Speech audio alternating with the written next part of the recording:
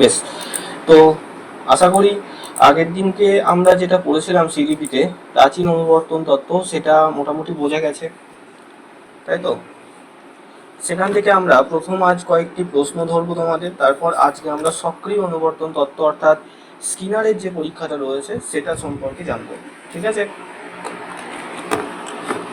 আচ্ছা বেশ বেশ যাকে প্রশ্ন ধরবো সে মাইক্রোফোন অন করবে, দেন অ্যান্সার করবে, ঠিক আছে?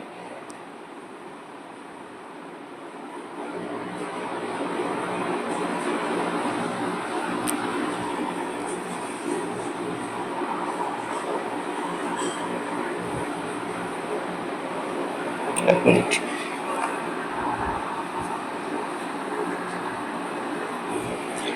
আচ্ছা, প্রথম মাসুমা আনমিউট করো। মাসুমা বলো যে কৃত্রিম উদ্দীপক কোনটা? ওকে, মাসুমা বলো প্যাভলভের পরীক্ষায় কৃত্রিম উদ্দীপক কোনটা?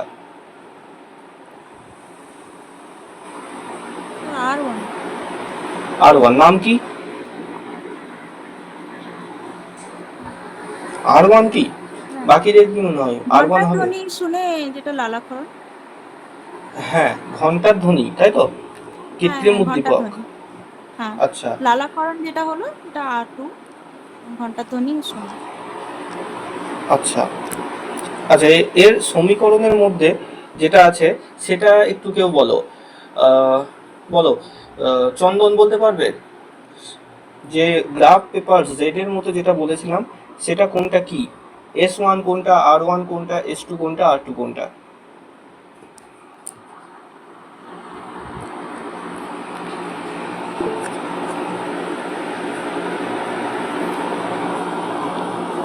আচ্ছা বেশ, সুনিতা বলো, সুনিতা। হ্যাঁ স্যার, ওটা জেড এর মতন যেটা হুম S1 যেটা ছিল ওটা খাদ্য, হুম যেটা থেকে ডিরেক্টলি লালাকরণ হচ্ছে। তো S1 ডিরেক্টলি হচ্ছে ওটা R1 হচ্ছে। ভেরি আর গুড। ওটা কৃত্রিম ভাবে যদি আমরা করতে চাই তো ওটা অ্যারো করে হুম S2 ছিল, S2টা ঘন্টার ধ্বনি, হুম ওটা থেকেও কৃত্রিম ভাবে লালাকরণ হচ্ছে, যেটাতে কুকুরটি বা যে কোনো প্রাণীটি যেটা সজাগ হয়ে যাচ্ছে, সজাগ যেটা ওটা হচ্ছে R2। Very good, very good, খুব ভালো, একদম। আচ্ছা বেশ, তারপরে বলবে, তারপরে কি কাকে জিজ্ঞেস করবো? অনামিকা। অনামিকা বলো অপানুবর্তন কি? অপানুবর্তন।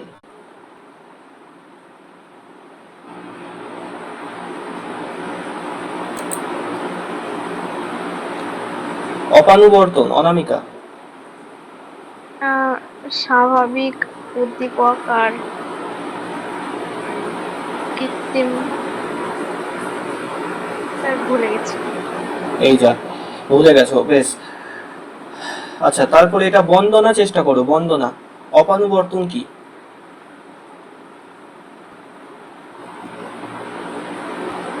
স্যার অপানুবর্তন হচ্ছে যখন S1 দিয়ে লালাকরণটা। বলো। স্যার মনে পড়ছে না, ভুলে গেছি। আচ্ছা বেশ, ভুলে গেছো, এত ভুলে গেলে হবে না, সবাইকে ভালো করে রিভিশন করতে হবে। শিল্পা, শিল্পা বলতে পারবে অপানুবর্তন?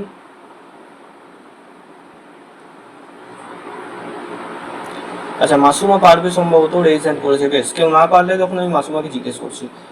অপানুবর্তন শিল্পা? ভুলে গেছি স্যার, পারবো না। ভুলে গেছি, এই যা, বেশ। তারপরে ওয়াসিম তো সম্ভবত ক্লাসে ছিল না আগের দিন। শম্পা বলো, শম্পা। স্যার অপানুবর্তন হলো অনুবর্তন নষ্ট হয়ে যাওয়াকে অপানুবর্তন বলে। দীর্ঘদিন ঘন্টা ধ্বনি দেওয়ার পরে যদি মানে খাবার না দেওয়া হয় তাহলে আস্তে আস্তে কুকুরের যে লালাকরণ সেটা কমতে থাকে, সেই ঘটনাটাকে অপানুবর্তন বলে। একদম, ভেরি গুড, একদম টু দা পয়েন্ট অ্যান্সার। আচ্ছা, খুব ভালো। আচ্ছা, পরেরটা আনমিউট করবেন। ছেলেদের মধ্যে কে আছে? শুধুমাত্র নবীন্দু সম্ভবত, এটা অপূর্বটা, চন্দন আছে, সৌভিক, সৌভিক। আচ্ছা, এটা বলো, এটা বলবে জান্নাতি বলো, জান্নাতি বলো অনুবর্তনের স্বতঃস্ফূর্ত প্রত্যাবর্তন কি?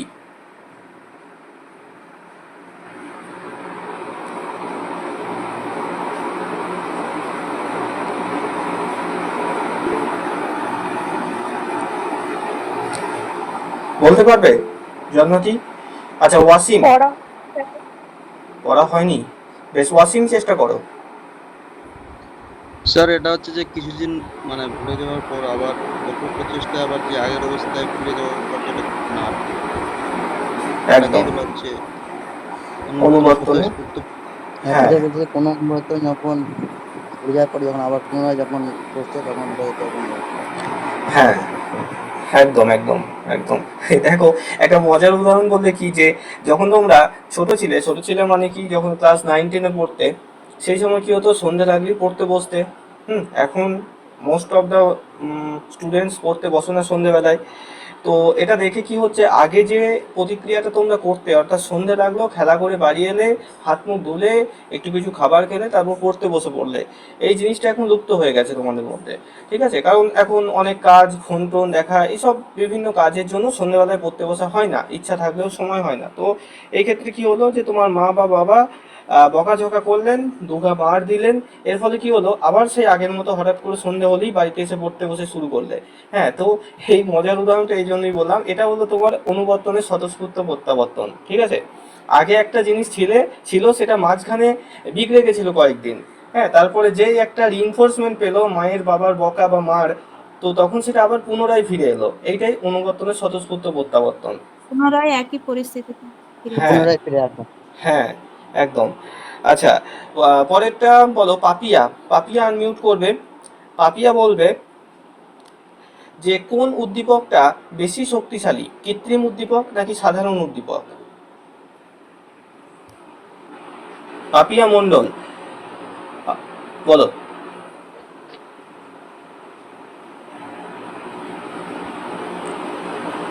বলবো যে স্বাভাবিকটা। পাপিয়া বলো।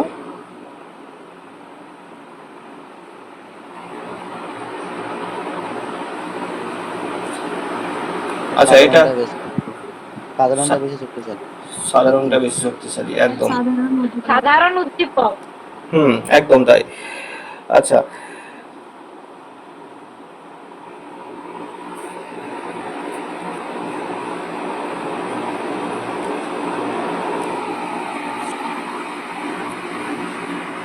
আচ্ছা লাস্ট একটা প্রশ্ন বলবে, যে এই যে প্রাচীন অনুবর্তন তত্ত্ব রয়েছে, সেটাকে আর কি কি নামে ডাকা হয়? এটা নবেন্দু বলতে পারবে? দেখো নবেন্দু বলো, প্রাচীন অনুবর্তন তত্ত্বকে আর কি কি নামে ডাকা হয়?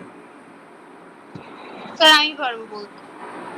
আচ্ছা বেশ, বন্দনা, এরপর তোমাকে জিজ্ঞেস করছি। নবেন্দু দেখো পারবে কিনা। না আচ্ছা বেশ, বন্দনা বলো। নিষ্ক্রিয় অনুবর্তন। সাপেক্ষীকরণ তত্ত্ব।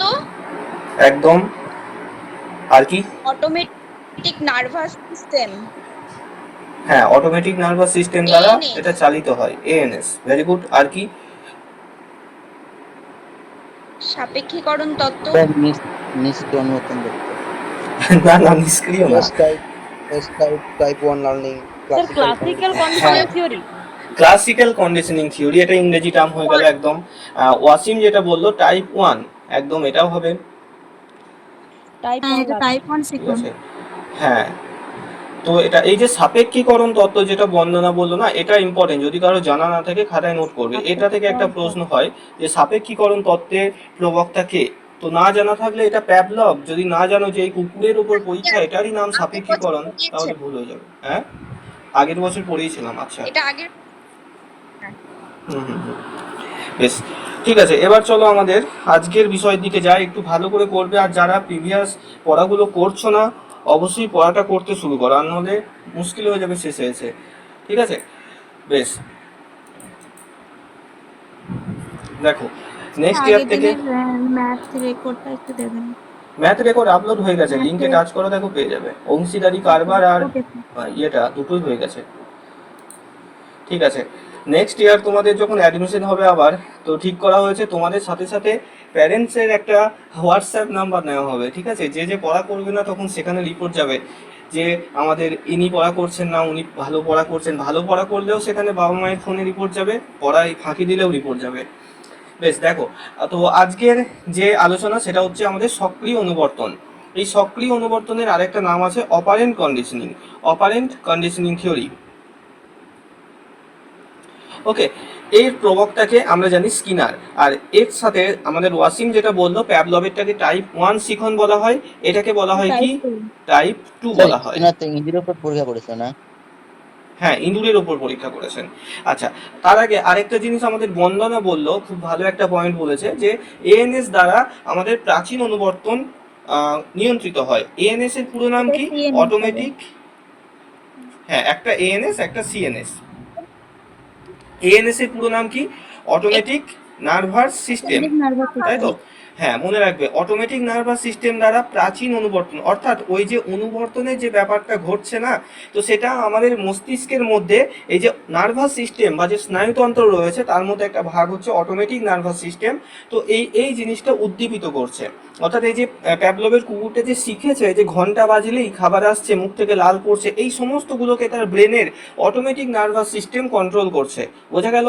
তো সেই কারণে প্রাচীন অনুবর্তন তত্ত্ব এএনএস বা এটাকে অ্যান্স উচ্চারণ হয়, মাঝে মাঝে বাংলা ভার্সনে অ্যান্স লেখা থাকে, তো এএনএস দ্বারা নিয়ন্ত্রিত হয়। এএনএস হচ্ছে একটা জাস্ট অ্যাব্রিভিয়েশন, এটার পুরো কথা হচ্ছে অটোমেটিক নার্ভাস সিস্টেম।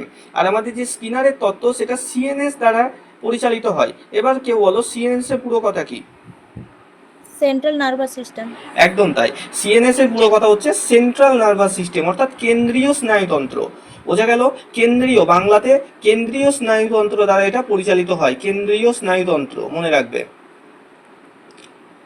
কেন্দ্রীয় স্নায়ুতন্ত্র, এটা দ্বারা কি হচ্ছে? আমাদের সক্রিয় অনুবর্তন নিয়ন্ত্রিত হচ্ছে। আচ্ছা, এই দুটো জিনিস এখন একটু মনে রাখো। এটাকে টাইপ 2 লার্নিং বলা হয়, আর এখানে সিএনএস দ্বারা এটা পরিচালিত হয়। এরপরে এখানে একটা রিইনফোর্সমেন্টের ব্যাপার রয়েছে, সেটাকেও এরপরে আসছি আমরা। দেখো, তো এই যে তত্ত্ব রয়েছে স্কিনারের তত্ত্ব নামেই আমরা পরিচিত, এটার অপর নাম অপারেন্ট কন্ডিশনিং থিওরি বা সক্রিয় অনুবর্তন তত্ত্ব। দেখো, আমেরিকান মনোবিজ্ঞানী স্কিনার, তো তিনি এই তত্ত্বের উদ্ভাবন করেন। আচ্ছা বলো তো, আগের দিনে আমরা যে পড়লাম প্যাভলভ, তিনি কোন দেশের নাগরিক ছিলেন? প্যাভলভ রাশিয়ান ছিলেন তিনি, একদম তাই, রাশিয়ান শরীরতত্ত্ববিদ ছিলেন তিনি। তো স্কিনার হচ্ছেন আমেরিকান একজন মনোবিজ্ঞানী, ঠিক আছে? দেখো, তিনি মনোবিজ্ঞান নিয়ে যে সমস্ত গবেষণাগুলো করেছিল, তো তার মূল লক্ষ্য ছিল বিভিন্ন প্রাণীর আচরণ দেখে পূর্বাভাস করা এবং সেই আচরণ নিয়ন্ত্রণ তথা পরিবর্তন ঘটানো, ঠিক আছে? অর্থাৎ এই ক্ষেত্রেও তিনি তাই করেছেন যে ইঁদুরের যখন খিদে পাচ্ছে, সে কি করছে? দৌড়াদৌড়ি করছে। তো এই যে আচরণ দেখে, কোনো একটা প্রাণী কখন কেমন আচরণ করছে সেটা দেখে বুঝতে পারা যে সে কি করতে চলেছে। অর্থাৎ তুমি দেখছো, তুমি রাস্তা দিয়ে যাচ্ছ, একটা ধরো গরু বাঁধা রয়েছে রাস্তার ধারে, সেই গরুটা কি করছে? তোমাকে দেখে তার মাথা নাড়ছে, তার মানে সেটা দেখে তুমি বুঝতে পারছো যে গরুটা তোমাকে মারতে চাইছে, তাই না? তো এই জিনিসটার উপরই স্কিনার গবেষণা করেছিলেন যে কোনো প্রাণী সে কেমন আচরণ করছে, সেই আচরণটা দেখে সে ইন ফিউচার কি করতে পারে সেটাকে পূর্বাভাস করা, এটারই চেষ্টা তিনি করেছিলেন। এবং এই জিনিসটা চেষ্টা করতে করতে তিনি কি করছেন? আমাদের এই যে টোটাল থিওরি অপারেন্ট কন্ডিশনিং, এটাকে তিনি কিন্তু আবিষ্কার করলেন। দেখো, তিনি একাধিক পরীক্ষা নিরীক্ষা করার পর যথেষ্ট খ্যাতি অর্জন করেছিলেন। তো তিনি এই যে আচরণ, এই টোটাল আচরণকে দুই প্রকারে ভাগে ভাগ করেছিলেন। তো মনে রাখবে, স্কিনার আচরণকে কয় ভাগে ভাগ করেন? দুই প্রকার আচরণের স্কিনার ভাগ করেছিল, একটা হচ্ছে রেসপন্ডেন্ট আচরণ আর একটা হচ্ছে অপারেন্ট আচরণ। ওকে, রেসপন্ডেন্ট আচরণ কাকে বলবো আমরা? দেখো, যেসব আচরণের নির্দিষ্ট একটা উদ্দীপক থাকে সেগুলোকে আমরা রেসপন্ডেন্ট আচরণ বলবো। বোঝা গেল? নির্দিষ্ট উদ্দীপক থাকবে, যেমন মুখ থেকে লালা নিঃসৃত হওয়া বা চোখে তীব্র আলো পড়ার ফলে চোখ বুজে যাওয়া। ধরো তোমার ফোনের ফ্ল্যাশ লাইটটা হঠাৎ করে কেউ তোমার মুখের দিকে তুললো, তো সেই ক্ষেত্রে কি হবে? তোমার চোখের পাতা বুজে যাবে, তাই তো? বা তোমার যখন খিদে পাবে, তখন মুখ থেকে, বা ঘুমানোর সময় মুখ থেকে লালা পড়ে বাচ্চাদের, তো এই সব জিনিসগুলো যখন তুমি হঠাৎ করে ভয় পাচ্ছ, তুমি দৌড়ে পালিয়ে যাচ্ছ, তো দেখো প্রত্যেকটা জিনিস একটা না একটা জিনিসের উপর নির্ভরশীল। এই যে ধরো তোমার দাদা তোমার চোখের দিকে একটা তীব্র আলো জ্বাললো আর তোমার চোখটা বুজে গেল, হ্যাঁ, তো এখানে কি, এই যে আলো পড়লো, আলোর কারণে কিন্তু একটা প্রতিবর্ত ক্রিয়া হলো। ক্রিয়াটা কি? তোমার চোখ বুজে যাওয়া। এর একটা কারণ রয়েছে যে আলো পড়া চোখের উপর। তো এই ধরনের আচরণগুলোকে রেসপন্ডেন্ট আচরণ বলছে। অর্থাৎ তুমি যে আচরণটা করছো, অর্থাৎ এই যে চোখ বুজে যাচ্ছে তোমার, এই যে আচরণটা হচ্ছে, এর পিছনে একটা কারণ রয়েছে, এই রেসপন্সটার পিছনে একটা কারণ রয়েছে, কি না? লাইট। ওকে, লাইট রয়েছে। তো এই ধরনের আচরণগুলোকে, যেটা একটা নির্দিষ্ট কারণ আছে এবং সেই কারণের জন্য একটা আচরণ তুমি করছো, সেগুলোকে রেসপন্ডেন্ট আচরণ বলে। ভালো করে বুঝবে। দেখো, তো সেই ধরনের আচরণগুলোকে বলা হয় রেসপন্ডেন্ট আচরণ। অর্থাৎ যেসব আচরণের ফলে আমাদের শরীরের কোনো না কোনোভাবে প্রতিক্রিয়া দেয়, এই যে প্রতিক্রিয়া দিচ্ছে, বা ধরো তোমার হাতে একটা মশা তোমার রক্ত খাচ্ছে, হ্যাঁ, তো সেখানে তুমি তোমার ডান হাতে করে মশাটাকে মেরে ফেললে, তো এই যে একটা আচরণ করলে যে ডান হাত তুলে তুমি সেখানে একটা চাপড় মারলে এবং মশাটা মরে গেল, তো এই যে জিনিসটা ঘটলো এটাও এক প্রকার আচরণ তুমি করলে, হাত নাড়ালে। হ্যাঁ, এটাও এক ধরনের তোমার সঞ্চালন করলে, শরীরের সঞ্চালন করলে। তো এই যে আচরণটা করলে, সেই আচরণ অর্থাৎ প্রতিক্রিয়াটার পিছনে একটা কারণ আছে। কেন তুমি হঠাৎ হাতটা নাড়ালে বা কেন তুমি ডান হাত দিয়ে বাম হাতে একটা চাপড় মারলে, তার কারণ হচ্ছে ওখানে একটা মশা তোমার রক্ত চুষছিল, ঠিক আছে, সেই কারণে। তো এই ধরনের আচরণগুলোকে আমরা রেসপন্ডেন্ট আচরণ বলি, বোঝা গেল? তাহলে রেসপন্ডেন্ট আচরণ কোনগুলোকে বলবো? যেসব আচরণের পিছনে কোনো না কোনো একটা কারণ থাকছে, কোনো একটা কিছুর বশবর্তী হয়ে তুমি যে আচরণ করছো, ঠিক আছে। আচ্ছা, এবার দেখো এই যে রেসপন্স করছে আমাদের শরীর, দেখো মনে রাখতে হবে প্যাভলভের যে প্রাচীন অনুবর্তন তত্ত্ব এই রেসপন্ডেন্ট আচরণের অন্তর্ভুক্ত। ভালো করে দেখো, কুকুরটার মুখ থেকে যখন লালা পড়ছিল, লালা পড়ার একটা নির্দিষ্ট কারণ ছিল তো, হ্যাঁ কি না? নির্দিষ্ট একটা লালা পড়ার কারণ ছিল, তাই তো? কেন লালা পড়েছে? এমনি খাদ্য দেখে, তাই না? খাদ্য দেখে কুকুরটার মুখ থেকে লালা নিঃসৃত হয়েছে। এবার যখন অনুবর্তিত হয়ে গেছে তখন ঘন্টার ধ্বনি শুনে লালা নিঃসৃত হয়েছে, কিন্তু কুকুরের ব্রেনে, তার অটোমেটিক নার্ভাস সিস্টেমে এই সংকেতটা চলে গেছিল যে হ্যাঁ, ঘন্টার ধ্বনি বেজেছে মানে খাবার আসবে। সেখানেও যে লালাক্ষরণ হয়েছিল সে ঘন্টাটাকে খাবে বলে না, খাবার আসছে সেই খাবারটাকে খাবে বলে, বোঝা গেল? তো এটা রেসপন্ডেন্ট আচরণ। তাহলে মনে রাখবে প্যাভলভের যে তত্ত্ব, প্যাভলভের যে থিওরি, ক্লাসিক্যাল কন্ডিশনিং থিওরি, সেটা কিসের উপর নির্ভর করে রয়েছে? রেসপন্ডেন্ট জাতীয় আচরণের উপর নির্ভর করে রয়েছে। এইটুকু পর্যন্ত বোঝা গেল? আর কাউকে বোঝাতে হবে? বলো একবার।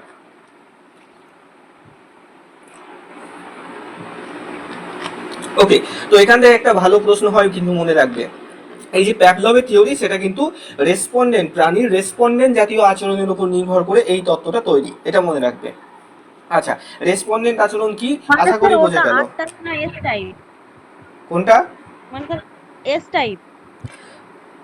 রেসপন্ডেন্ট টাইপ যেটা সেটা আর টাইপ, আর যেটা স্টিমুলাস টাইপ সেটা এস টাইপ। আচ্ছা, হ্যাঁ, তারপরে দেখো এবার দেখো আরেকটা আচরণ হচ্ছে অপারেন্ট আচরণ। তো এই যে অপারেন্ট, এই কথাটা শুনেই বুঝতে পারছি অপারেন্ট কন্ডিশনিং থিওরি যেটা আমরা আজকে পড়ছি এটা স্কিনারের। তো অপারেন্ট আচরণ অর্থাৎ স্কিনার যে পরীক্ষা করেছেন ইঁদুরের উপর, তো সেটা এই যে অপারেন্ট আচরণ সেটার উপর নির্ভরশীল। এবার জানবো এই যে অপারেন্ট আচরণ অ্যাকচুয়ালি কি বা অপারেন্ট আচরণ কাকে বলে। দেখো, যে সমস্ত আচরণের ক্ষেত্রে নির্দিষ্ট কোনো একটা স্থায়ী উদ্দীপক নেই, অর্থাৎ দেখো তোমার যখন যেগুলো তোমার রেসপন্ডেন্ট আচরণ, সেগুলোর একটা নির্দিষ্ট উদ্দীপকে তুমি একটা নির্দিষ্ট প্রতিক্রিয়া করছো।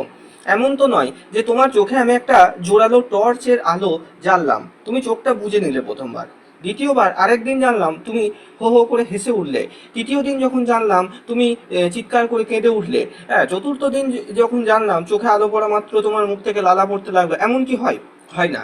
অর্থাৎ একটা নির্দিষ্ট উদ্দীপকের প্রতি, ওই যে চোখে আলো পড়ছে, চোখের আলোর যে উদ্দীপক, সেই উদ্দীপকের প্রতি তোমার শরীর একই রকম আচরণ বারবার করে। আজকে যদি তোমার চোখে আমি আলো ফেলি তোমার চোখ বুজে যাবে, 1 বছর পরে তোমার চোখে আলো ফেলে তখনও চোখ বুজে যাবে, ঠিক আছে। সেটা হচ্ছে রেসপন্ডেন্টের ক্ষেত্রে। কিন্তু অপারেন্টের ক্ষেত্রে কি হচ্ছে? অপারেন্টের ক্ষেত্রে কিছু কিছু উদ্দীপক আছে যেগুলোর প্রতি প্রাণীরা সময়ে সময়ে বিভিন্ন রকমের আচরণ করছে, ঠিক আছে। এক এক সময় এক এক রকমের আচরণ করছে। যেমন ইঁদুরটা যখন তার পেট খালি থাকছে তখন এই খাবারের জন্য সে ওই যে খাঁচাটার মধ্যে একদম দৌড়াদৌড়ি করছে, প্রচণ্ডভাবে দৌড়াদৌড়ি করছে। আচ্ছা, স্কিনারের যে খাঁচাটার নাম, সেটার নাম কি ছিল কেউ বলতে পারবে? আগের বছর আমি পড়েছিলাম, মনে আছে কারো? স্কিনার যে খাঁচাটা তৈরি করেছিল, স্কিনার বক্স নাম ছিল। ভেরি গুড, স্কিনার বক্স, একদম। তো ওই স্কিনার বক্সের মধ্যে ইঁদুরটা দৌড়াদৌড়ি করছে কখন? যতক্ষণ তার পেটে খিদে রয়েছে। যখনই ওই বোতাম টিপে খাবার সে পেয়ে গেল, অর্থাৎ তার পেটের যে খিদে ছিল সেটা মরে গেল, অর্থাৎ পেট এখন ভর্তি, তখন কি সে দৌড়াদৌড়ি করবে? দৌড়াদৌড়ি করছে না, ঠিক আছে। তো সেই ক্ষেত্রে দেখা যাচ্ছে কি, যে ইঁদুরটা এক সময়তে এক রকমের আচরণ করছিল, প্রচন্ড খাঁচা থেকে বেরোবার জন্য ছটফট করছিল, দৌড়াচ্ছিল, কিন্তু যখনই সে খাবার পেয়ে গেছে তখন তার আচরণ আবার পাল্টে গেছে। তো এই ধরনের ব্যাপারগুলো যেখানে আমাদের আচরণ মুহূর্তে মুহূর্তে চেঞ্জ হচ্ছে, সেই ধরনের আচরণগুলোকে আমরা অপারেন্ট আচরণ বলে থাকি। ওকে, তো দেখো সেই সমস্ত আচরণকে অপারেন্ট জাতীয় আচরণ বলে। এই অপারেন্ট আচরণ নিয়ে গবেষণায় স্কিনারকে অনেক বেশি আকৃষ্ট করেছিল। স্কিনার সর্বপ্রথম নৈতিক বিকাশ নিয়ে গবেষণা করতে চেয়েছিলেন। এখানটা মনে রাখবে, আমরা জানি নৈতিক বিকাশের তত্ত্ব আমরা কি পড়েছি ইতিমধ্যে নাকি পড়িনি বলো তো? নৈতিক বিকাশ পড়িনি না এবছর? হ্যাঁ স্যার, হয়ে গেছে স্যার, হয়েছিল। হয়ে গেছে নৈতিক বিকাশ? হ্যাঁ কোহলবার্গ, হ্যাঁ স্যার কিছুদিন আগেই হয়েছে, আচ্ছা আচ্ছা ওগুলোর আগে হয়েছে, এরিকসন ফ্রয়েডের আগে। আচ্ছা, তো এই যে নৈতিক বিকাশ আমরা তখনও হয়তো বলে থাকবো যে এটা নিয়ে প্রথম কিন্তু গবেষণা শুরু করেছিলেন কে? স্কিনার। ঠিক আছে, তো স্কিনার পরবর্তীকালে স্কিনার এই যে অপারেন্ট আচরণ এটার উপরে গবেষণার দিকে সরে আসেন এবং তিনি এই যে নৈতিক বিকাশের উপর গবেষণা এটা থেকে সরে অপারেন্ট কন্ডিশনিং এর দিকে চলে আসেন। তো এটা এখান থেকে খুব একটা প্রশ্ন হয় না এই লাইনটা থেকে, এমনি এটা দেখে আবার যেন কেউ নৈতিক বিকাশের প্রবক্তাকে স্কিনার করে দিও না। ঠিক আছে, স্কিনার সর্বপ্রথম সামান্য কাজ করতে শুরু করেছিলেন, পরবর্তীতে সেটাকে অন্যজন করেন। দেখো, তো কোহলবার্গের মতোই তিনিও নৈতিক বিকাশের 4টে স্তরের কথা বলেছিলেন। ঠিক আছে, কোহলবার্গও বলেছে 4টে স্তর, স্কিনারও বলেছে 4টে স্তরের কথা। ঠিক আছে, পরবর্তীকালে তার মন সম্পূর্ণভাবে ঘুরে যায় এবং অপারেন্ট কন্ডিশনিং এর দিকে তার মন আসে। তিনি পরবর্তী সমস্ত জীবনে এই অপারেন্ট জাতীয় আচরণগুলো কেন হয় এবং এর কারণ কি সেই সব নিয়ে গবেষণা করে কাটিয়ে দেন। আচ্ছা, এবার দেখো স্কিনার যে সক্রিয় অনুবর্তনের পরীক্ষা করেন তাই অপারেন্ট আচরণের অন্তর্ভুক্ত। তো স্কিনারের লেখা একটা বই, যে বইটার নামটা মনে রাখবে, সায়েন্স অ্যান্ড হিউম্যান বিহেভিয়ার। ওকে, বিজ্ঞান এবং মানবের আচরণ। তো এই আচরণের উপর, বিহেভিয়ারের উপরেই তিনি পরীক্ষা নিরীক্ষা করেন।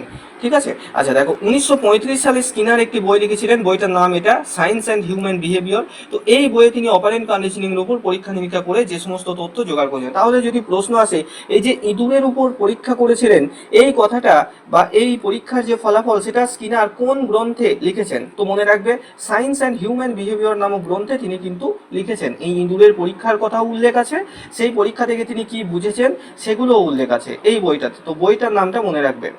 আচ্ছা, পরবর্তীতে আসি, দেখো সেগুলো তুলে ধরেন এবং পরবর্তীতে এই আমেরিকার শিক্ষা জগতে এই বইটি এক তুমুল আলোড়ন সৃষ্টি করে। তো অপারেন্ট কথাটির আক্ষরিক অর্থ কি? অপারেন্ট কথার আক্ষরিক অর্থ হচ্ছে ফলোৎপাদনের জন্য প্রতিক্রিয়া। এটা একটু কঠিন লাগতে পারে, তাই তো? অর্থাৎ কোনো একটা ফল লাভের জন্য প্রতিক্রিয়া। আমি কি বললাম, ধরে নাও যে আমি একটা কোনো একটা স্টাফকে আমাদের দায়িত্ব দিলাম যে তোমাদের টেট 2024-এর জন্য, টেট 2024-এর জন্য কি হচ্ছে যে আমরা একটা ধরো বুক পাবলিশ করব, আমাদের কোচিং সেন্টার থেকে একটা বুক আমরা পাবলিশ করব। তো যাবতীয় যে কন্টেন্ট, অর্থাৎ বইয়ের মধ্যে কি লেখা থাকবে না থাকবে সেগুলো সব আমরা লিখে দিলাম তাকে এবং তিনি কি করলেন, টাইপ করলেন।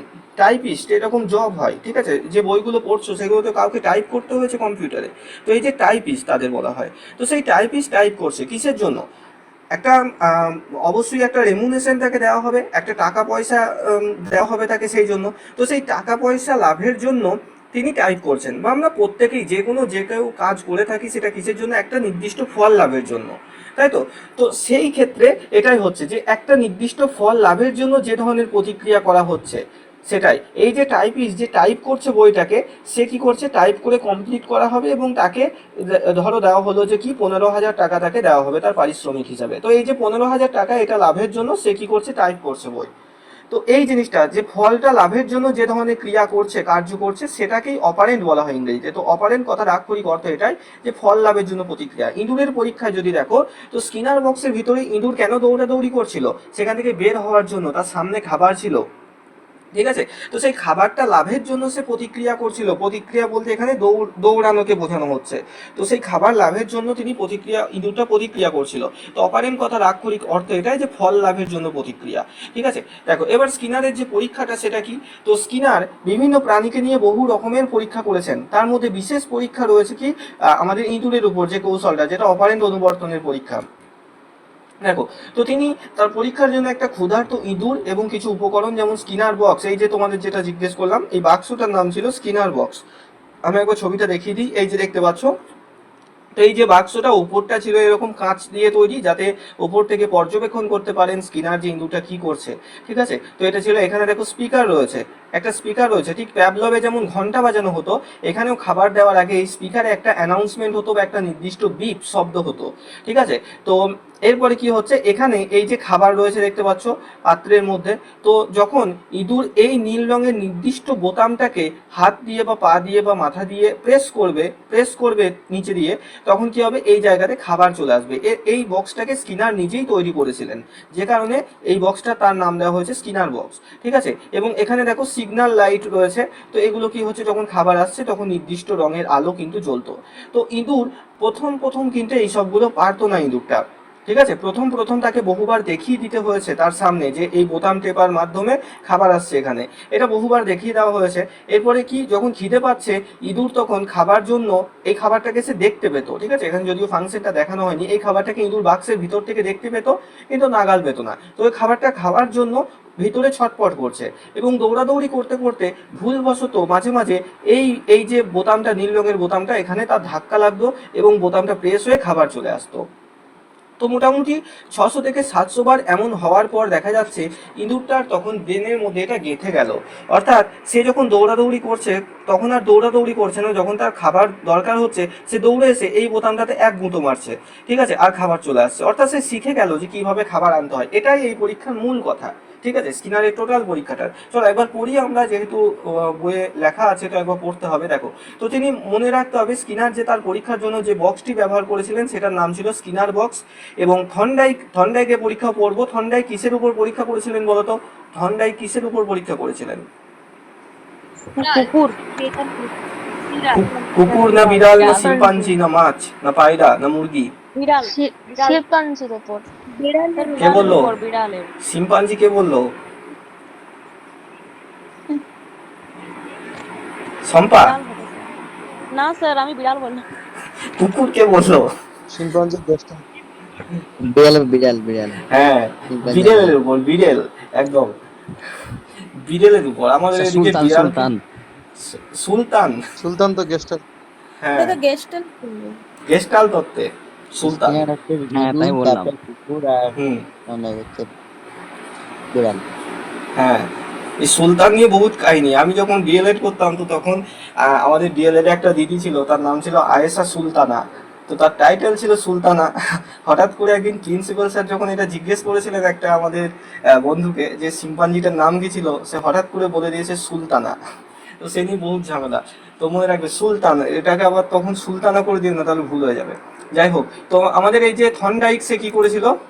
থর্নডাইক বিড়েলের উপর পরীক্ষা করেছিল। বিড়েল, আমাদের এদিকে বিড়ালকে যে বৃদ্ধ মানুষ রয়েছে তারা সবাই বিড়েল বলে, একটা এক্সট্রা একার যোগ করবে, বিড়েল। তো বিড়েলের উপর পরীক্ষা করলেন কে? থর্নডাইক। আচ্ছা যাই হোক, এই যে থর্নডাইক যে বিড়ালের উপর যখন পরীক্ষা করেছিলেন তখন তিনিও একটা বাক্স তৈরি করেছিলেন, ডিজাইন করেছিলেন। সেই বাক্সটার নাম ছিল, মনে রাখবে, সেটাকে আবার থর্নডাইক বক্স করে দিও না, সেটার নাম হচ্ছে পাজল বক্স। Puzzle box. হ্যাঁ হ্যাঁ, তো এই দুটোকে মনে রাখবে, এই দুটো যেন ভুলিয়ে না যায়। স্কিনারের বাক্স, স্কিনারের নাম অনুসারে নামকরণ স্কিনার বক্স, কিন্তু থর্নডাইকের যে পরীক্ষায় বিড়ালের উপর যে পরীক্ষা সেখানে তার বাক্সটার নাম হচ্ছে পাজল বক্স। আচ্ছা দেখো, স্কিনারের বক্সের বর্ণনা, অর্থাৎ বাক্সটা তার কেমন ছিল। দেখো, স্কিনার তার সক্রিয় অনুবর্তন বা অপারেন্ট অনুবর্তন পরীক্ষার জন্য যে বিশেষ ধরনের যান্ত্রিক ব্যবস্থা ব্যবহার করেন তাই স্কিনার বক্স নামে পরিচিত। তো এই বাক্সটি বিশেষভাবে তৈরি, এতে একটি করে ট্রে এবং লিভার থাকতো। ওকে, তো এই ট্রেটার মধ্যে কি হতো? একটা পাত্র যেটার মধ্যে খাবার আসতো, হ্যাঁ খাবার আসতো। তো এই ট্রে আর একটা লিভার থাকতো, এরকম এরকম যেমন দেখবে বাসের মধ্যে থাকে না, যেটা দিয়ে গিয়ার চেঞ্জ করে গাড়ির মধ্যে, তো সেরকম একটা লিভার, যদিও ছবিতে একটা বোতাম দেখানো হয়েছে, তো যাই হোক একটা লিভার থাকতো। এই লিভারটা যখন একটু ঠেলা পড়তো, চাপ পড়তো, তখন এই বাক্সে খাবার চলে আসতো। তো এই ট্রেটি এমনভাবে নিয়ন্ত্রণ করা হয় যার সঙ্গে লিভারটি যুক্ত থাকে, যেই লিভারে চাপ দিলে ট্রেতে খাবার চলে আসে। তো স্কিনারের পরীক্ষা পরিস্থিতি ও পর্যবেক্ষণ, অর্থাৎ স্কিনার পরীক্ষাটা কি করলেন, সেখান থেকে কি দেখলেন এবং কি মানে শেষে কি উপসংহারে এলেন। দেখো, তো স্কিনার তার সক্রিয় অনুবর্তন তত্ত্বের উপর পরীক্ষার জন্য একটি ক্ষুধার্ত ইঁদুরকে ব্যবহার করেছিলেন। তিনি তার তৈরি বাক্সের মধ্যে ক্ষুধার্ত ইঁদুরটিকে ঢুকিয়ে দিয়েছিলেন এবং তার সামনে একটি খাবারের ট্রে ছিল। ওকে, দেখো, বাক্সটি তিনি নিজেই তৈরি করেছিলেন এবং সেই বাক্সটি এমনভাবে তৈরি করা হয়েছিল যে তা বাইরে থেকে কোনোভাবেই খোলা যেত না। ওকে, কেবলমাত্র ভেতর থেকে একটি নির্দিষ্ট লিভারে টান পড়লে তবেই সেই বাক্সটি খুলতো এবং ট্রের খাবার আপনা আপনি ইঁদুরের মুখের কাছে চলে আসতো। তো এইভাবে স্কিনার বাক্সটি তৈরি করেছিলেন। অর্থাৎ এখানে আমরা স্কিনারকে মনোবিজ্ঞানীর সাথে সাথে যান্ত্রিক বিজ্ঞানীও বলতে পারি, তাই না? দেখো, এরকম একটা বাক্স তৈরি করে ফেলেছে পরীক্ষার জন্য। দেখো, পরীক্ষার প্রথম পর্যায়ে কি হলো, যে স্কিনার ইঁদুরটিকে বাক্সের ভিতরে ঢুকিয়ে দেয় এবং ট্রেতে কিছু খাদ্য আগে থেকেই দেওয়া ছিল। কারণ কি? আচ্ছা বলো তো, এই জিনিসটা কেন করা হলো? প্যাভলভও করেছিল, তাই না, যে ঘন্টা বাজানোর আগে প্রথম কয়দিন খাবারটা দেখিয়ে দিয়েছিল কুকুরকে। এটা কেন হচ্ছে? এটার কারণ একটাই, বলো। নালাকরণটা হবে। হ্যাঁ একদম, যাতে ইঁদুরটা যাতে বুঝতে পারে যে হ্যাঁ এই বাক্সের মধ্যে থাকা অবস্থাতেও খাবার আসবে, হ্যাঁ, বা খাবারটা ঠিক কোন জায়গায় আসছে সেই জায়গাটাকে চেনা, এইভাবে, অর্থাৎ কুকুরটাকে পরীক্ষাটার সাথে একটা পরিচিতি ঘটানো হচ্ছে এই প্রক্রিয়ার মাধ্যমে। ঠিক আছে, প্যাভলভও এটাই করেছিল। প্রথমে কুকুরটাকে দেখিয়ে দিত যে এইভাবে ঘন্টাটা বাজিয়ে কুকুরের সামনে খাবার দিত। আচ্ছা, তো এই জিনিসটা স্কিনারও করলো, অর্থাৎ যে পরীক্ষামূলক পরিস্থিতি, সেখানে যে খাবার আসবে ঠিক কোন জায়গায়, বাক্সের কোন জায়গায় খাবারটা আসবে, সেই সব জিনিসগুলো ইঁদুরকে প্রথম কয়েকদিন স্কিনার মানে ওই লিভারটা নিজে প্রেস করতো, তারপর ইঁদুরকে দেখিয়ে দিত।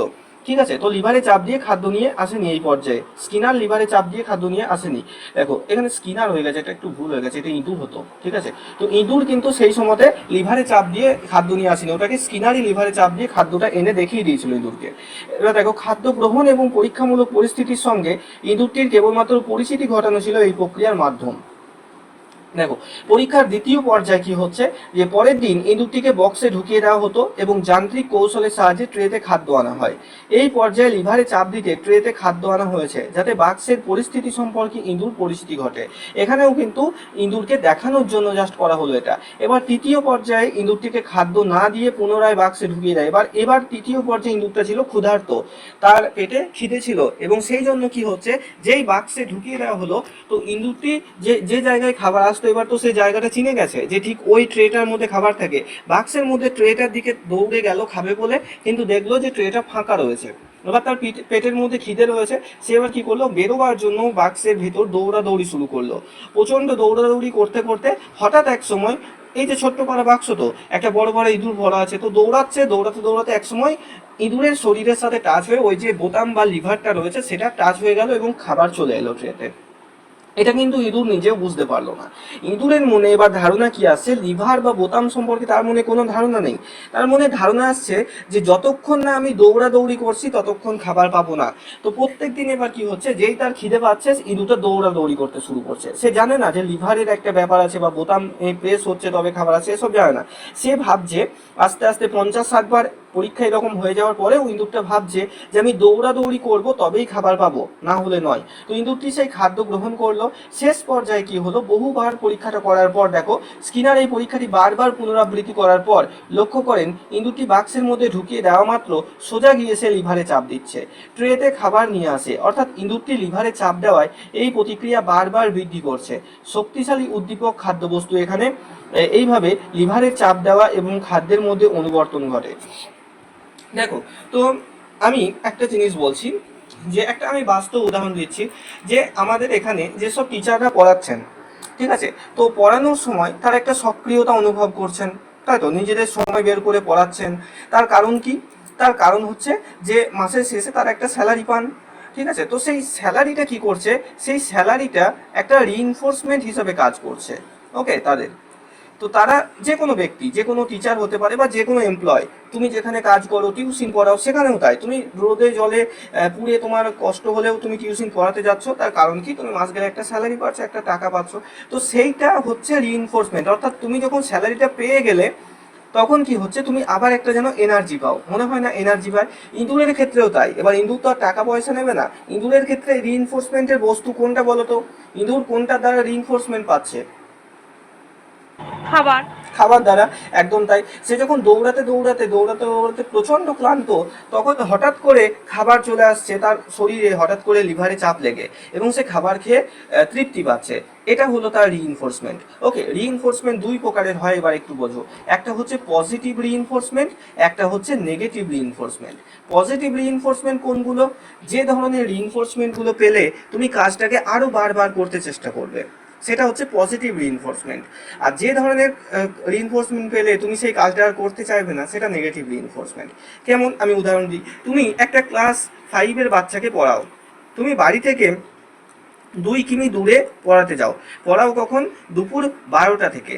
ওকে, এবার দুপুর 12টায় চড়া রোদ, সেই টাইমে তুমি বাড়ি থেকে সাইকেল নিয়ে 2 কিলোমিটার সাইকেল চালিয়ে তুমি সেখানে পড়াতে যাচ্ছ।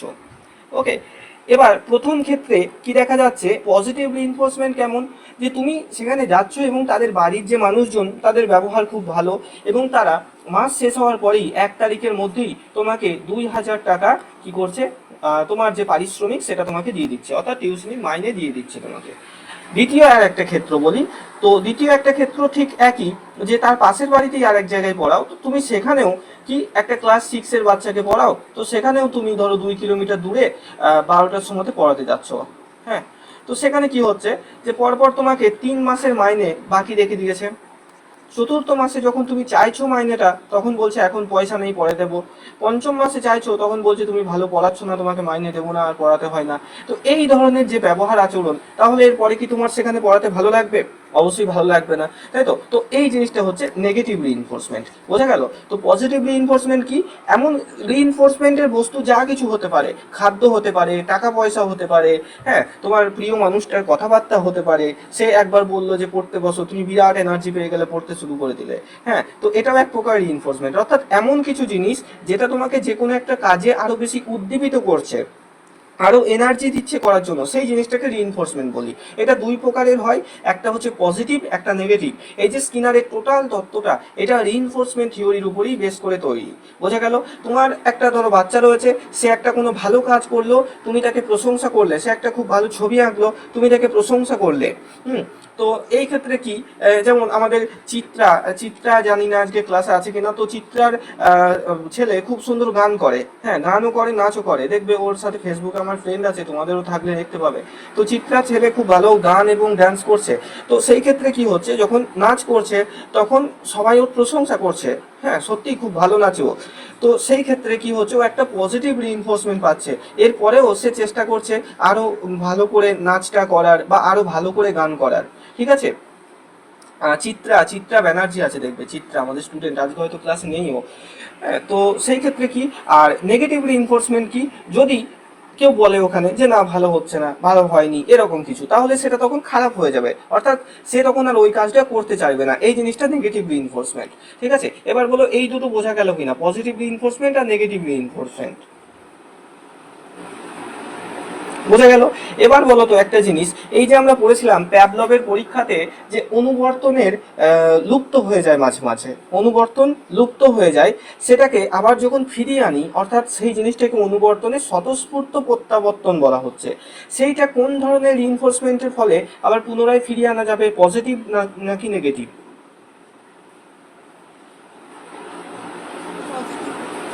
Positive, positive. আচ্ছা, এবার বলো এই যে স্কিনারের পরীক্ষাতে ইঁদুর যে অনেকক্ষণ দৌড়াদৌড়ি করার পর খাবারটা পেলো, সেটা কোন রিইনফোর্সমেন্টের মধ্যে পাবে? অনেকক্ষণ দৌড়াদৌড়ি, ধরো ক্লান্ত হয়ে গেছে, তারপরে খাবার পেয়েছে, সেটা কোন রিইনফোর্সমেন্ট? আচ্ছা, সৌভিক বলছে নেগেটিভ, বাকিরা বলো।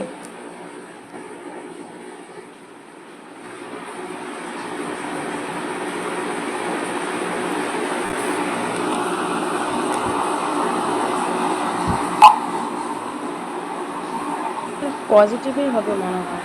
পজিটিভ হবে, যেহেতু খাবারটা পেয়েছি। হ্যাঁ, কনফিডেন্টের সঙ্গে বলো। পজিটিভ। পজিটিভ। পজিটিভ, একদমই তাই। যে কোনো জিনিস মনে রাখবে, কিভাবে বুঝবে তুমি যে কোনটা পজিটিভ আর কোনটা নেগেটিভ? মনে রাখবে একটা জিনিস শুধু, যে সেই জিনিসটা পাওয়ার ফলে সেই ব্যক্তির বা সেই প্রাণীটার তৃপ্তি হচ্ছে নাকি অস্বস্তি হচ্ছে। যদি তৃপ্তি হয় সেটা পজিটিভ, যদি অস্বস্তি হয় সেটা নেগেটিভ। তোমাকে আমি বললাম যে হ্যাঁ তুমি খুব ভালো পড়াশোনা করছো, খুব ভালো হচ্ছে, সেটা কি, সেটা শুনে তোমার ভালো লাগবে নাকি খারাপ লাগবে? যে এই স্যার বলছে ভালো পড়াশোনা করছি, ছি ছি ছি, এত ভালো করলে হবে না, এমন হবে কি? তো তোমার শুনে ভালো লাগবে প্রশংসা শুনে, তাহলে প্রশংসা কিন্তু পজিটিভ রিইনফোর্সমেন্ট। এবার যদি আজকে পড়া করে আসুনি, আমি তোমাকে বকা দিয়ে দিই, তোমাকে একটু বকলাম সবার সামনে, তোমার একটু খারাপ লাগলো, তাহলে এটা কি, এটা শুনে কি ভালো লাগবে? বকা শুনে কারোরই ভালো লাগে না, তাই না? তো সেটা কি হবে তখন? নেগেটিভ। তো এই জিনিসটা একটু বুঝবে, কোনটা পজিটিভ রিইনফোর্সমেন্ট, কোনটা নেগেটিভ রিইনফোর্সমেন্ট। যে কোনো আচরণ যখন তুমি লোপ করাতে চাইছো, অর্থাৎ ধরো তোমার ছেলে বা মেয়ে একটা কোনো খারাপ কাজ করতে শুরু করেছে, ধরে নাও সে গালাগাল দিচ্ছে, তো সেটা তো ছোট বাচ্চা, তারা তো জানে না, খারাপ ভাষা প্রয়োগ করছে, বা ধরো যখন তখন এই যে দাঁত দিয়ে নখ কাটছে, এটা বাচ্চাদের একটা খুব স্বভাব, দেখবে অনেকেরই হয়, দাঁত দিয়ে নখ কাটছে, বা ধরো তারা একটু স্কুলে গেছে, হাই স্কুলে গিয়ে দেখা যাচ্ছে যে ধূমপান করতে শুরু করছে। তো এই ধরনের খারাপ জিনিস যখন তুমি লক্ষ্য করলে, তখন কি করলে, তাকে বকলে বা মারলে, এটা কি কি ইনফোর্সমেন্ট দিলে তুমি? বকা বা মার খেয়ে নিশ্চয়ই কোনো বাচ্চার ভালো লাগবে না, স্কুলের বাচ্চার কোনো ভালো লাগবে না। তাহলে এটা তুমি নেগেটিভলি ইনফোর্সমেন্ট প্রয়োগ করলে কিসের জন্য? তার আচরণের পরিবর্তনের জন্য, যাতে যে খারাপ কাজগুলো সে করছে সেটা যেন আর না করে। বোঝা গেল? এবার তোমার ছেলে বা মেয়ে বা স্কুলের কোনো ছেলে মেয়ে সে খুব ভালো একটা কাজ করছে, সে খুব ভালো ছবি আঁকতে পারছে, হ্যাঁ, বা সে খুব ভালো পড়াশোনা করছে, পরীক্ষাতে ভালো নম্বর নিয়ে আসছে, তুমি মা বা বাবা হিসাবে তাকে কি করলে? একটু রিইনফোর্স করলে, অর্থাৎ তুমি তার একটু প্রশংসা করলে, পিঠ চাপড়ে দিলে, একটু কোলে নিলে যে হ্যাঁ খুব ভালো হচ্ছে, এইভাবে চালিয়ে যাও। তো সেটা শুনে তার ভালো লাগবে এবং সে আরও মেহনত করবে আরও ভালো ফল করার জন্য। এটা হচ্ছে পজিটিভ রিইনফোর্সমেন্ট। আশা করি বোঝা গেল এইটুকু। বেশ, এবার এই যে স্কিনারের টোটাল থিওরি, সেটা এই টোটাল এই রিইনফোর্সমেন্টের উপর বেস করে কিন্তু তৈরি হয়েছে। ওকে, দেখো কেমনভাবে। তো এখানে এই যে স্কিনারের যে সমীকরণ, সেখানে আমরা প্যাভলভে কি পেয়েছিলাম? আমরা এরকম একটা সমীকরণ পেয়েছিলাম, S1 R1 S2 R2, তাই তো? স্কিনারেরটা মনে রাখবে, সম্পূর্ণ সরল রেখার উপর এটা বসে S1 আর S2, এটা স্কিনারের অনুবর্তনের কাঠামো। S1 কি? S1 বোঝায় খাদ্যের জন্য তাড়না, অর্থাৎ এটা বলতে পারো হাংরিনেস, ক্ষুধা। যে ইঁদুরটা যদি পেট ভরা থাকে তাহলে সে কিন্তু স্কিনার বক্সের ভিতরে দৌড়ে বেড়াবে না, ঠিক আছে? 1 মিনিট ওয়েট করো।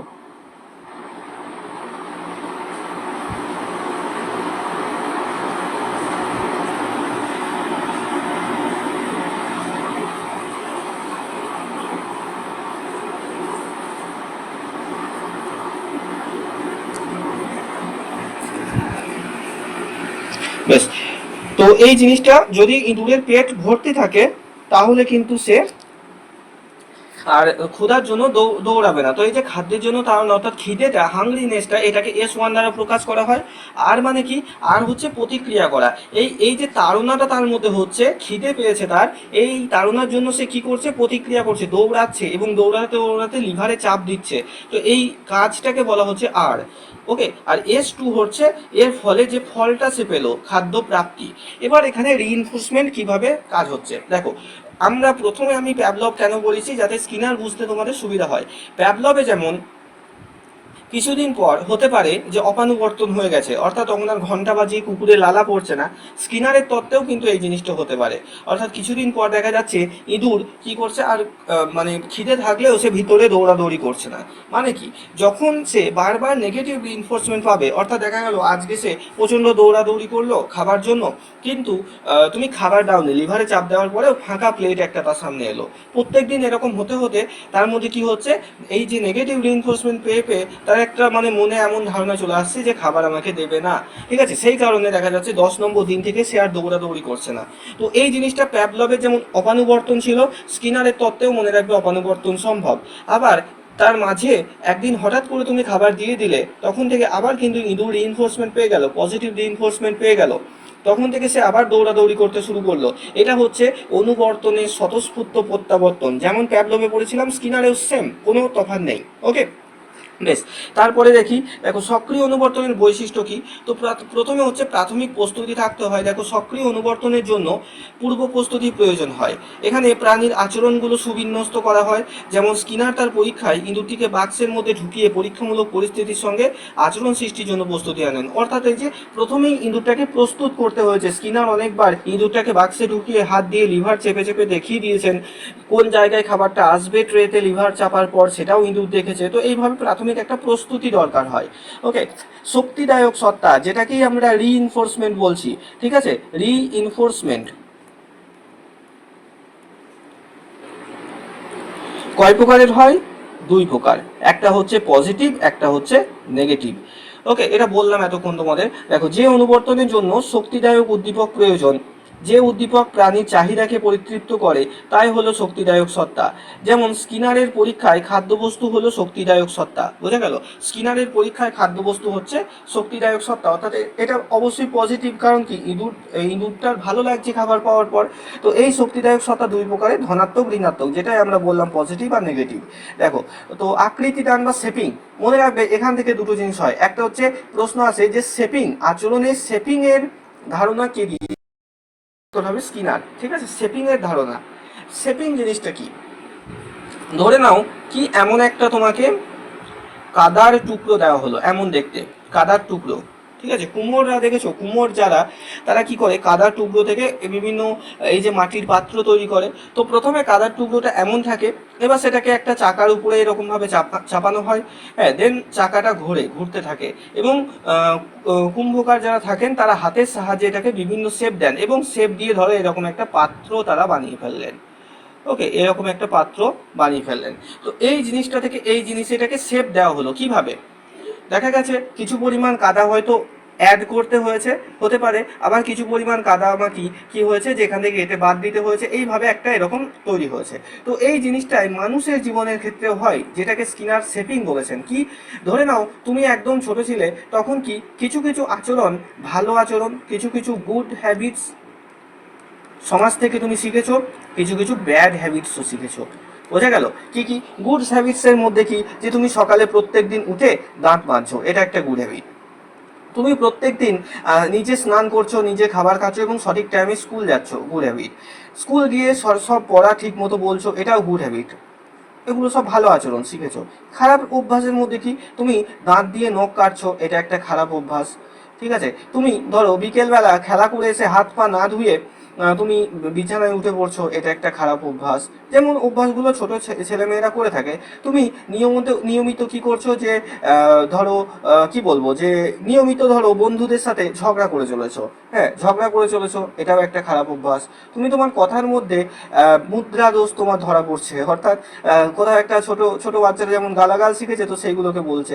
তুমি মা বাবাদের তুই তুকারি করে কথা বলছো, রেগে গিয়ে মা বাবার উপরে হাত তুলছো, তো এগুলো সব খারাপ অভ্যাস। এগুলোকে তুমি অ্যাকোয়ার করেছো, অর্থাৎ তোমার মধ্যে, শিশুর মধ্যে ভালো ভালো কিছু গুণও শিশুরা ছোটবেলায় শেখে, কিছু খারাপ গুণও শেখে। কেউ বলতে পারবে না যে আমার ছেলে ছোটবেলা থেকে সব কিছু ভালো শিখেছে, খারাপ জিনিসও থাকে। এবার এর উপরে থাকে মা বাবা, অর্থাৎ তুমি যখন ছোটবেলায় এইসব আমরা সবাই করেছি, ভালো গুণও ছিল, খারাপ গুণও ছিল, ঠিক আছে। তো এই যে গুণগুলো যখন হচ্ছে, তখন কি আমাদের উপরে আমাদের মা বাবা থাকেন, বা শিক্ষক শিক্ষিকা, দাদু ঠাম্মা সবাই থাকে, আমাদের অভিভাবক যারা। তো তারা কি করছে, তারা এই শেপিং এই জিনিসটা প্রয়োগ করছে। কিভাবে? তারা কিন্তু আদেও হয়তো সবাই জানে না এই শেপিং জিনিসটা কি। শেপিং এর ভিতরে মানে ওইটাই হচ্ছে যেটা মা বাবারা করে থাকেন। তো তুমি দেখা যাচ্ছে যে যখন এই যে দাঁত দিয়ে নখ কাটছো, তোমার মা এসে পিঠে দিয়ে দিল একটা দুম করে, এবং বললো এরপরে যদি দাঁত দিয়ে নখ কেটেছিস তো আবার মার খাবি। হ্যাঁ, এই ভয়ে তুমি কি করলে, এটাকে বাদ দিয়ে দিলে, আর কিন্তু তুমি দাঁত দিয়ে নখ কাটছো না, এটা বাদ চলে গেল সম্পূর্ণ। ওকে, মারের ভয়ে। আচ্ছা, দ্বিতীয়ত কি, যে তুমি কি হচ্ছে, যে প্রত্যেক দিন ধরো ঝগড়া করছো বন্ধুদের সাথে, এখানে তোমার বাবা তোমাকে বকলেন এবং বললেন আর যেন এরকম ঝগড়া না করা হয় বন্ধুদের সাথে, বকলেন বা মারলেন, এর ফলেও এই খারাপ আচরণটা চলে গেল। ঠিক আছে, আবার কি হচ্ছে, যে আর যেটা বললাম কি, যাই হোক আমার মনে পড়ছে না কি কি উদাহরণ দিলাম। তো তুমি ধরো গালাগাল দিচ্ছ কথায় কথায়, হ্যাঁ, গালাগাল মানে ছোট বাচ্চারা এরকম করে যে ইচ্ছাকৃতভাবে নয়, তারা জানে না এই কথাগুলো খারাপ, এটা জানে না, তো সেটাকেও ধরো মা বাবা বকে বকে ঠিক করলো। আবার গুড হ্যাবিটসের মধ্যে যেগুলো আছে, দেখা যাচ্ছে তুমি ভালো করে পড়াশোনা করছো, প্রশংসা করা হলো এবং সেগুলোকে আরো তোমার বেড়ে গেল, আরো ভালো করে পড়া করতে লাগলে। ওকে, তো তুমি নিয়মিত নিজের জামা কাপড় পরে স্নান করে স্কুলে যাচ্ছ, সেগুলোকে প্রশংসা করা হলো। দেখা যাচ্ছে এবার তুমি নিজের জামা কাপড় নিজের স্কুল থেকে এসে পরিষ্কারও করছো, নিজের আয়রন করছো জামা কাপড় একটু বড় হওয়ার পর। তো ভালো হ্যাবিটসগুলোকে প্রশংসা করা হলো, এর ফলে সেগুলো আরো বেশি করে তুমি করতে লাগলে। আর খারাপ যে ব্যাড হ্যাবিটগুলো ছিল সেগুলোকে তোমাকে মেরে বকে সেগুলো ছাড়িয়ে দেওয়া হলো। এর ফলে তুমি যেমন ছিলে ছোটবেলায় ভালো এবং খারাপ হ্যাবিট নিয়ে, সেখান থেকে গুড হ্যাবিটসগুলো তোমার মধ্যে থাকলো, খারাপ হ্যাবিটসগুলো শিশুর মধ্যে লুপ্ত হয়ে গেল। এই যে শেপ করা, যেমন বলেছিলাম না, একটা কাদামাটি সেটাকে শেপ করে একটা নতুন আকৃতি এরকম দেওয়া হলো, এই জিনিসটাই তোমারও হলো। তুমি প্রথমে এই কাদামাটির মতো ছিলে, সেখান থেকে খারাপ গুণগুলোকে বাদ দিয়ে তোমাকে একটা এরকম সুন্দর একটা ব্যক্তিত্ব তোমাকে তোমার মা বাবা বা অভিভাবকরা প্রদান করলেন। এই জিনিসটাই শেপিং। এইটুকু বোঝা গেল কিনা বলবে? শেপিং এর কনসেপ্টটা বোঝা গেছে স্কিনারের? কারো কোনো অসুবিধা আছে বলবে, যদি বুঝতে না পারো বলবে, আমি আবার বোঝাবো। ওকে, সবই বোঝা গেছে, বাকিরা বলো। বোঝা গেল? শেপিং মানে কি, সহজ ভাষায় বললে তোমার মধ্যে যে খারাপ গুণ আছে সেই খারাপ গুণগুলোকে বাদ দিয়ে দেওয়া এবং যে ভালো গুণগুলো আছে সেইগুলোকে থাকতে দেওয়া, এই জিনিসটাই শেপিং। একটা শিশুর মধ্যে তোমরা যখন টিচার হয়ে যাবে, দেখবে ক্লাস 1-এ বলবে স্যার ও আমাকে গাল দিল, হ্যাঁ স্যার ও আমার জামা ছিঁড়ে দিয়েছে, বা ও আমার ফুল গাছ ছিঁড়ে দিয়েছে, ও আমার খাতায় দাগ দিয়ে দিয়েছে, এই জিনিসগুলো হবে। হ্যাঁ, তো এই জিনিসগুলো যখন হবে তখন তোমাকে বোঝাতে হবে, দরকারে তাদেরকে শাস্তি দিতে হবে, যে কান ধরে উঠবোস করো, এরকম। এগুলো তুমি যতই বলো শিশু ছাত্রকেন্দ্রিক শিক্ষায় স্যার তো শাস্তি দেওয়া যাবে না, কিন্তু এগুলো অল্প বিস্তর দিতেই হবে লুকিয়ে চুরিয়ে, না হলে তুমি মানে টিচার হতে পারবে না, তোমাকে টিকতে দেবে না বাচ্চারা যদি একটু শাস্তি না দাও, তাদের ভয় না দেখাও, ঠিক আছে। তো মাঝে মাঝে এরকম শাস্তি প্রয়োগ করতে হবে, ঠিক আছে। তো এই সবের মাধ্যমে কি হচ্ছে, এই যে খারাপ আচরণ সেগুলো তাদের লুপ্ত হয়ে যাচ্ছে এবং ভালো আচরণগুলো থাকছে, এই জিনিসটাই শেপিং। আশা করি বোঝা গেল। বেশ, নেক্সট আমরা দেখবো, তো শেপিং এর ধারণা এটা তিনি দিয়েছেন। আর একটা জিনিস আমরা পাবো মডেলিং। ওকে, কি মডেলিং, এর ধারণাটাও কিন্তু স্কিনারের থেকে আমরা পাই। শেপিং এবং মডেলিং এর ধারণা কে দিয়েছেন, তাহলে স্কিনার। মডেলিং জিনিসটা কি, মডেলিং কি, অ্যাজ এ মডেল, যেমন ফ্যাশন মডেলরা থাকে না, এই যে যারা মেকআপ আর্টিস্ট হয় তারা দেখবে মডেল নেয়, তারপর তাদেরকে সাজায়, ঠিক সেরকম। তো মডেলিং বলতে কি, যে ধরো আমাদের নাসিম বাবু, তো নাসিম বাবুর সংসার হলো আজ থেকে 10 বছর পর, নাসিম বাবুর একটা কিউট পাড়া বাচ্চা হয়েছে। তো আমাদের ছোট নাসিম কি করছে, নাসিমকে দেখে শিখছে, তার বাবাকে দেখে শিখবে বা তার মাকে দেখে শিখবে, যে বাবার মতো হতে চাই, মায়ের মতো হতে চাই। হ্যাঁ, বাবা মা যে আচরণগুলো করছে তাদের ছেলে মেয়ে সেটাও সেই আচরণ করছে, ঠিক আছে। তুমি যখন টিচার হবে, তো তোমাকে যদি কোনো একটা স্টুডেন্টের খুব ভালো লেগে যায়, ধরো আমাদের ওয়াসিমকে কোনো একটা স্টুডেন্টের খুব ভালো লাগলো, যে স্যার আমি স্যারের মতো হতে চাই, দেখা যাচ্ছে ওয়াসিম বাম দিকের পকেটে প্রত্যেকদিন একটা করে কলম গুজে নিয়ে আসে ক্লাসে, তো সেই স্টুডেন্টটাও প্রত্যেকদিন পকেটে একটা করে কলম গুজতে শুরু করলো, কারণ সে ওয়াসিম স্যারের মতো হতে চায়, ওয়াসিম স্যার তার কাছে একটা আইডিয়াল হয়ে গেছে, ঠিক আছে। ঠিক এরকম তোমাদেরও যখন প্রাইমারি স্কুলে পড়তে একজন করে ফেভারিট টিচার ছিল, তো সেরকম যাদের মতো তুমি হতে চাইতে, বা জীবনে এরকম একজন আদর্শ থাকে যাদের মতো হতে চাও, তাই না।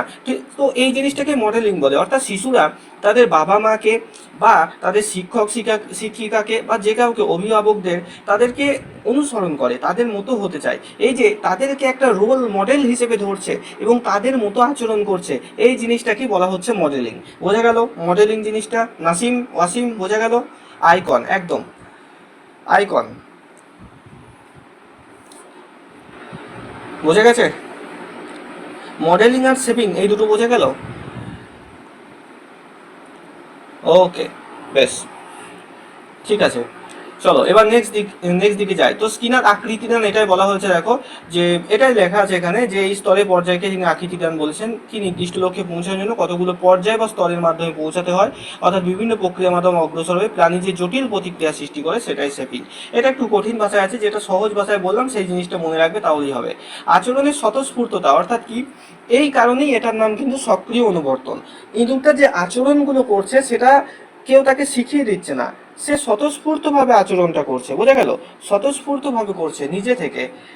সে যে দৌড়াদৌড়ি করছে, স্কিনার কিন্তু তাকে এটার জন্য বলে দেয় নিজে দৌড়াও, সে নিজে থেকে তার পেটের যে খিদে রয়েছে সেই খিদের তাড়নায় কিন্তু সে দৌড়াদৌড়ি করছে।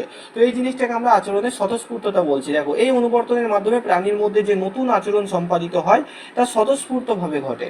এই আচরণ প্রাণীর চাহিদা পরিতৃপ্ত করে, তাই স্বতঃস্ফূর্তভাবে এই আচরণ সম্পন্ন হয়। এরপরে আসছে কি, স্থায়িত্ব। ওকে, দেখো, শক্তিদায়ক উদ্দীপক যদি স্থায়ী হয় তাহলে শিখনলব্ধ অভিজ্ঞতাও স্থায়ী হয়।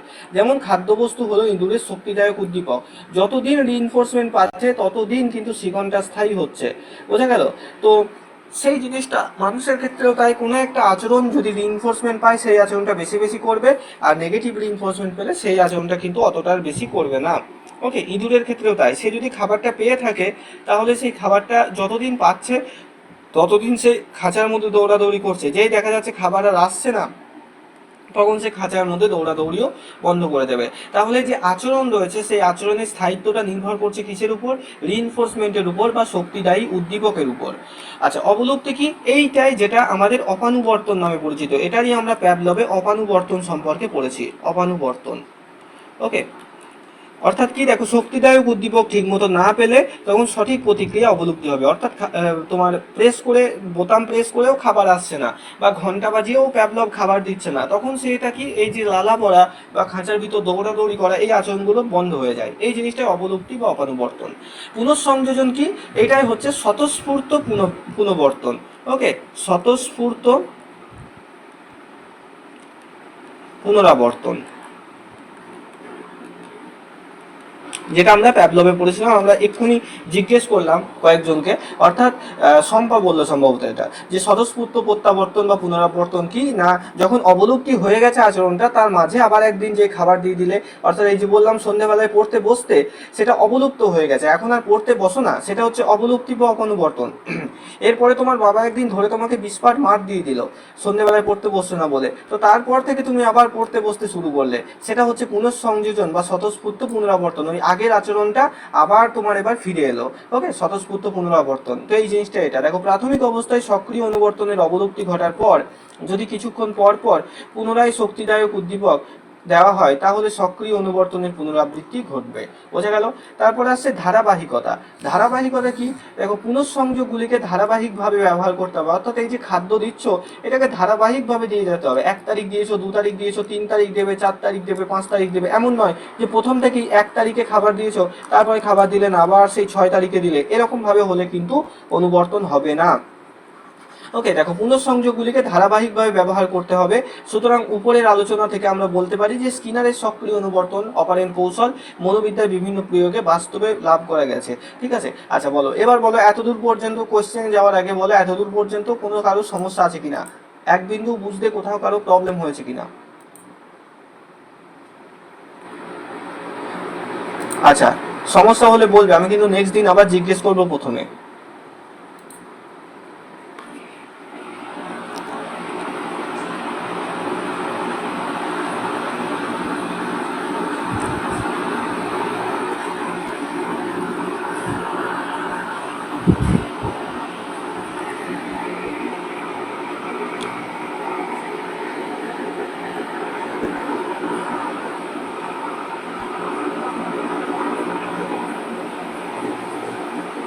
স্যার হ্যাঁ বলো।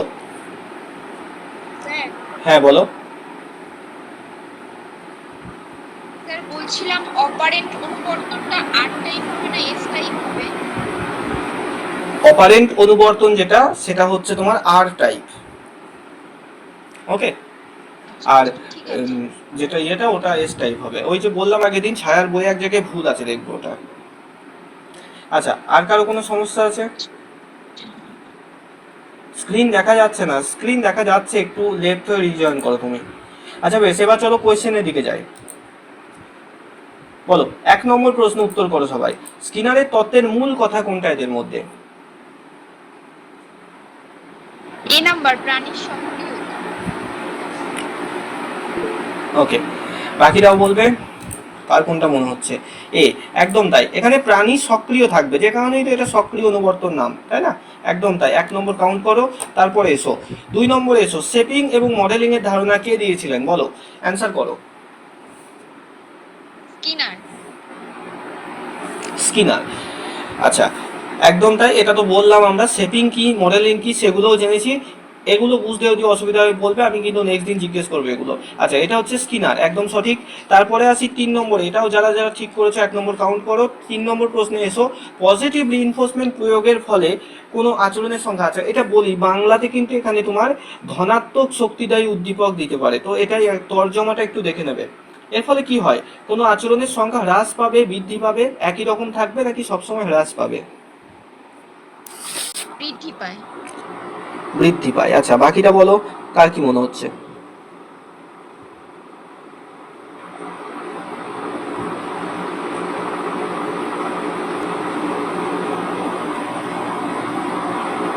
একদম, এখানে সঠিক উত্তর হবে বৃদ্ধি পায়। ঠিক আছে, 3 নম্বর হবে 3 সি, বৃদ্ধি পায়। সরি, সি না, বি। আচ্ছা, তারপরে আসি 4 নম্বরে। বলো, স্কিনার তার পরীক্ষার জন্য যে বাক্সটি ব্যবহার করেছিলেন, সেটার নাম কি ছিল? সি, স্কিনার বক্স। স্কিনার বক্স, একদম তাই, এটার নাম ছিল কি? Skinner box. Very good. আচ্ছা, পাজল বক্স ছিল থর্নডাইকের।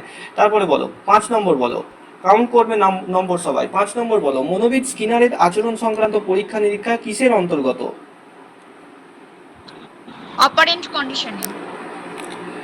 Classical conditioning, offering. আচ্ছা, এখানে বি আর ডিটার মধ্যে বানানটা দেখো অনেকটা একই আছে, এইগুলো কিন্তু পরীক্ষার হলে একটু তোমাদের লক্ষ্য রাখতে হবে। অ্যাপারেন্ট, অপারেন্ট, অফারিং, তো এখানে সঠিক উত্তর হবে অপশন ডি। ওকে, তারপরে আসি 6 নম্বরে। বলো, স্কিনারের তত্ত্বকে বলা হয় কোন ধরনের তত্ত্ব? টাইপ 2। টাইপ 2। আচ্ছা বাকিটা বলো কার কি মনে হচ্ছে? একদম বি বি, সৌভিক, গোলাম, নাসিম, ওয়াসিম, চন্দন, অনামিকা, ভেরি গুড বি। তো এখানে সঠিক উত্তর হবে টাইপ 2 লার্নিং। ওকে, তারপরে 7 নম্বরে এসো। স্কিনার তার তত্ত্বে যেটির উপর সব থেকে বেশি গুরুত্ব দিয়েছেন তা হলো কোনটা? বলো। প্রাণীর সক্রিয় আচরণ। এটা হবে সাধারণ কৃত্রিম উদ্দীপক, কৃত্রিম উদ্দীপক ও সাধারণ আচরণ, প্রাণীর সক্রিয় আচরণ এবং পুরস্কার, নাকি সবগুলি ঠিক? আচ্ছা বাকিটা বলো কার কোনটা মনে হচ্ছে? গোলাম বলছে সি, সৌভিক বলছে সি, ওয়াসিম বলছে সি, বন্দনাও বলেছে সি। বেশ, এখানে দেখো স্কিনার তার তত্ত্বে মূলত যেটির উপর সব থেকে বেশি বলেছে, ঠিক আছে, সব থেকে বেশি দিয়েছেন এদের মধ্যে, তাই সবগুলোই ঠিক। এটার দিকে কিন্তু কেউ ঝুঁকে পড়ো না, কারণ সব থেকে বেশি একটা জিনিসই হয়, তাই না? তো সব থেকে বেশি দিয়েছেন আমাদের অপশন সি, যেটা তোমরা বললে, ঠিক আছে, এটা ভেবেছিলাম ভুল করবে। আচ্ছা বেশ, এই ছিল 7টা প্রশ্ন। বলো 7-এর মধ্যে কার কটা ঠিক হলো? কার কটা ঠিক হলো? অনামিকা 7-7, ভেরি গুড। বন্দনা 7-7, সৌভিক 7-7, গোলাম 7-7, ওয়াসিম 7-7। আচ্ছা বাকিটা বলো যারা বাকি আছো। মোটামুটি সবাই 7-7ই পাবে, অসুবিধা হবে না কিছু। আচ্ছা ঠিক আছে, ঠিক আছে, ক্লাসটা তাহলে আজকে এত দূর থাক, স্কিনার পর্যন্ত। নেক্সট দিন আমরা দেখি গেস্টালটা করিয়ে দেবো তোমাদের। আর হ্যাঁ, মকের অ্যান্সার দিয়ে দিও সৌভিক, মকের অ্যান্সার দিয়ে দাও। মক টেস্টটা আমি আজকে বাড়ি থাকার জন্য, সৌভিকের কাছে একটা মক টেস্ট ছিল তো ওটা ওকে বললাম দিতে।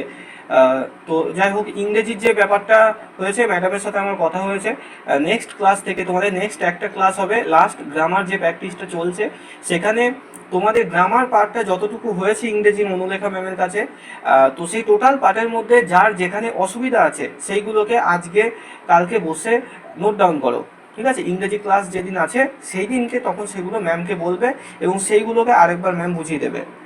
ওকে, কালকে আছে। হ্যাঁ কালকে আছে। আচ্ছা তার কালকেই করে নেবো ওটা, যার যেখানে অসুবিধা আছে ম্যামকে শুধোবে।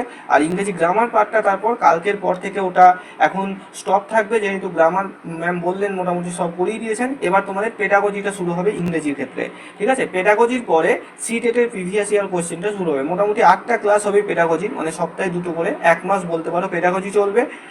তারপরে আমাদের সেপ্টেম্বর থেকে আমাদের সিটেটের প্রিভিয়াস ইয়ার ইংরেজির ওপর যা কিছু এসছে প্যাসেজ বাদ দিয়ে শুধু পেডাগজি, সেইগুলো হবে, ঠিক আছে? হ্যাঁ বেশ, ঠিক আছে, চলো। কারো কোনো অসুবিধা আশা করি নেই আজকের ক্লাসের উপর। যে নোটসগুলো দেওয়া হয়েছে বা প্রিভিয়াস ইয়ার হয়ে গেছে সেগুলোকে তোমরা পড়তে শুরু করো। আমরা একটা প্র্যাকটিস সেটও দেবো তোমাদের, ঠিক আছে? এখন টাইপ চলছে এগুলো, তো সেখানে এই যে কঠিন যে প্রশ্নগুলো হয়, যেমন সে একটা মক টেস্ট নিয়েছিলাম, তো সেরকম প্রশ্নগুলো দিয়ে একটা প্র্যাকটিস সেট তৈরি করছি। এটার জন্য কোনো টাকা পয়সা লাগবে না, আদার্স কোচিং সেন্টারগুলোর মতো যে আবার এটা কিনতে গেলে 200 টাকা দিতে হবে এমন না, এটা সম্পূর্ণ তোমাদের ফ্রিতেই দেবো, ঠিক আছে? প্র্যাকটিস করার জন্য জাস্ট। অবশ্যই পিডিএফ দেবো, কারণ হার্ড কপি দেওয়া তো সম্ভব নয়, তো পিডিএফ দিয়ে দেবো তোমাদের এটা টাইপ করার পর। ওকে ঠিক আছে, চলো আজকের ক্লাসটা শেষ করছি এখানে। কারো কোথাও অসুবিধা থাকলে আমাকে নেক্সট দিন বলবে। গুড নাইট সবাইকে।